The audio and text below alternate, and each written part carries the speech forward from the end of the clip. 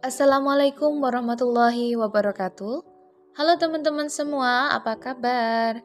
Nah, pada kali ini masih bersama kelompok 2. Nah, kami dari kelompok 2 akan mempresentasikan hasil dari kerja kelompok kami pada pembelajaran bimbingan konseling. Kami mengambil subbab judul tentang kesalahpahaman bimbingan dan konseling serta mengapa guru membimbing. Baik, langsung saja anggota kelompok kami. Yang pertama, Dwi Mariani Devi Rahmawati dengan nomor NIM 14014210003. Kemudian Isna Aryani Junivita dengan nomor NIM 14014210004. Kemudian Amara Nandasari 14014210005. Kemudian Andi Citra Puspita dengan nomor NIM 14014210041. Langsung saja ke materi pertama, yakni kesalahpahaman tentang bimbingan konseling dan konseling di sekolah. Baik, untuk materi yang pertama yaitu kesalahpahaman tentang bimbingan dan konseling di sekolah. Yang pertama, layanan bimbingan dan konseling hanya bagi peserta didik yang bermasalah. Berdasarkan pendapat tersebut, terkesan bahwa bimbingan dan konseling hanya diperuntukkan bagi peserta didik yang bermasalah, seperti peserta didik yang sering membolos, nakal, melanggar aturan sekolah, terlambat membayar SPP, dan sebagainya. Padahal, pada dasarnya bimbingan dan konseling diperuntukkan bagi seluruh peserta didik, baik peserta didik yang bermasalah maupun yang tidak. Yang kedua, bimbingan dan konseling semata-mata sebagai pemberian nasihat. Padahal, pemberian nasihat hanya merupakan sebagian kecil dari kegiatan bimbingan dan konseling. Bimbingan dan konseling melibatkan dua pihak, yaitu konselor dan klien secara aktif dalam memecahkan masalahnya. Konselor membimbing klien untuk dapat menentukan pilihannya sendiri serta memutuskan sendiri apa yang akan dilakukannya. Yang ketiga, bimbingan dan konseling melayani orang yang sakit dan kurang normal. Banyaknya pandangan di kalangan peserta didik yang menganggap apabila ada peserta didik yang datang menemui konselor, maka peserta didik tersebut mempunyai penyakit atau kurang normal.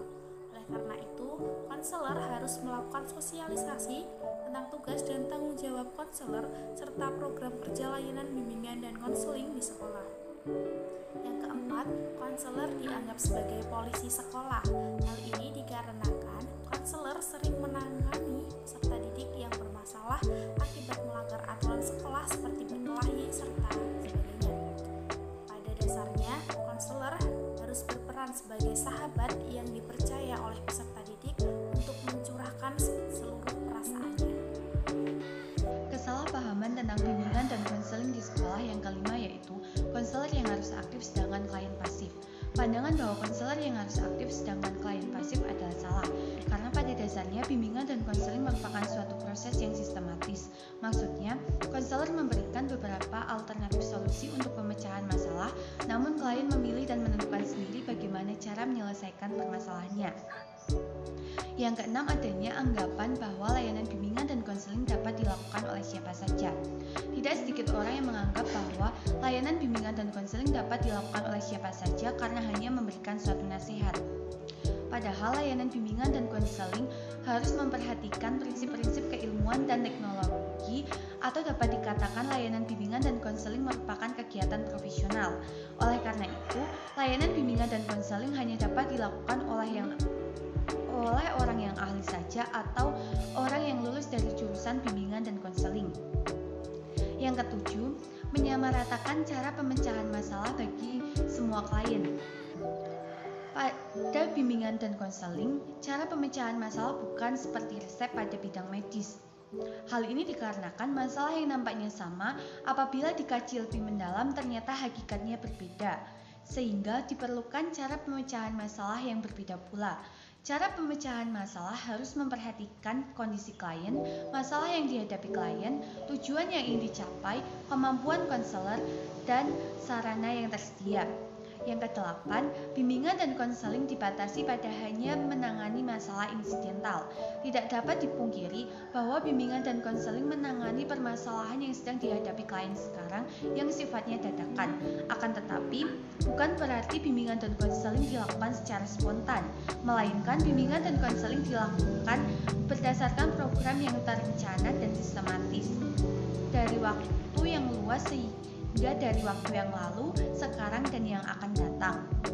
Oleh karena itu, seorang konselor harus menyusun program layanan bimbingan secara menyeluruh dan berkesinambungan dari waktu ke waktu berdasarkan kebutuhan dan tugas perkembangan peserta didik di sekolah. Yang kesembilan, guru bimbingan dan konseling bekerja sendiri. Layanan bimbingan dan konseling tidak dapat berjalan secara efektif tanpa adanya peran dari semua komponen sekolah, yaitu guru bidang studi, wali kelas, kepala sekolah, dan karyawan administrasi. Selain itu, kerjasama dengan orang tua peserta didik juga sangat diperlukan, karena waktu anak terbanyak di rumah bersama orang tua. Yang ke-10, menganggap hasil pekerjaan bimbingan dan konseling harus segera terlihat. Disadari bahwa semua pihak berkeinginan agar masalah yang dihadapi oleh klien dapat segera teratasi dan hasilnya dapat dilihat dengan segera. Akan tetapi, harapan itu sering tidak terkabul. Hal ini dikarenakan perubahan pandangan atau sikap seseorang harus melalui suatu proses yang tidak singkat, bisa beberapa hari, minggu, bahkan bulan. Yang ke-11, memusatkan usaha bimbingan dan konseling hanya pada pengguna instrumen. Instrumen seperti alat-alat tes, inventory, angket, dan sebagainya hanyalah sekadar membantu. Apabila alat-alat tersebut tidak ada, layanan bimbingan dan konseling di sekolah harus tetap berjalan dengan baik. Hal ini dikarenakan perlengkapan dan sarana utama yang pasti dan dapat dikembangkan dalam diri konselor adalah keterampilan diri.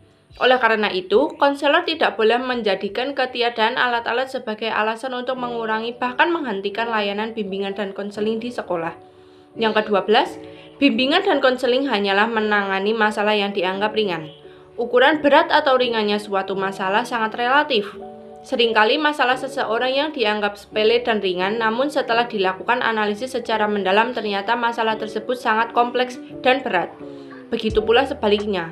Pada dasarnya, konselor harus mampu menyelesaikan setiap permasalahan secara cermat hingga tuntas. Akan tetapi, apabila konselor sudah berusaha semaksimal mungkin dengan kemampuan yang dimiliki dan tidak berhasil menyelesaikan suatu permasalahan, maka konselor hendaknya perlu mereval kepada ahli yang berkompeten.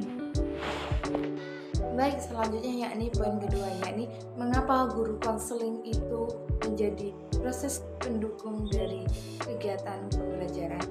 Nah, guru konseling merupakan sahabat siswa. Kenapa saya katakan guru konseling sebagai sahabat siswa? Karena dengan adanya guru konseling dapat mengetahui segala apa yang menjadi kendala dalam proses pembelajaran. Perlu diketahui bahwasanya setiap anak mempunyai karakter yang berbeda. Dengan karakter yang berbeda, anak akan mempunyai kecenderungan berbelajar pun juga cara yang berbeda sendiri.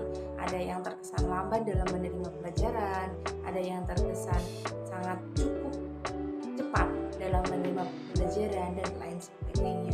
Nah, di sini guru konseling sebagai proses yang mendukung dalam kegiatan pembelajaran. Mengapa demikian? Nah, dalam proses pembelajaran itu sendiri perlu adanya penggerak yang di sini dimaksudkan yakni guna untuk menjaga kestabilan siswa. Siswa itu mempunyai kecenderungan belajar yang berbeda seperti saya katakan di awal tadi. Setiap siswa juga mempunyai permasalahan yang berbeda-beda untuk setiap siswanya, dari lingkungan keluarganya maupun lingkungan di sekolahnya. Mungkin ada siswa yang tertekan dengan kondisi teman-temannya atau yang terasa minder karena kondisi keadaan ekonominya. Banyak bermacam-macam segala permasalahan yang ada di sekolah. Baik, mengapa demikian? Guru konseling sangat dibutuhkan siswa karena dengan guru konseling sebagai sahabat siswa dapat membantu siswa menyemangati untuk belajar, meraih cita-cita yang diimpikan. Pembelajaran pada kali ini dapat disimpulkan bahwa guru konseling merupakan sahabat siswa. Nah, jadi antara kesalahpahaman terhadap peran guru konseling ini bisa ditepiskan. Dengan adanya guru konseling akan mendukung dalam proses mengembangkan karakter siswa. Dengan karakter siswa yang terdidik akan menciptakan sesuatu generasi emas yang gemilang yang dapat bersaing di era modernya. Sekian presentasi dari kelompok 2. Terima kasih dan selamat berkembang. Wassalamualaikum warahmatullahi wabarakatuh.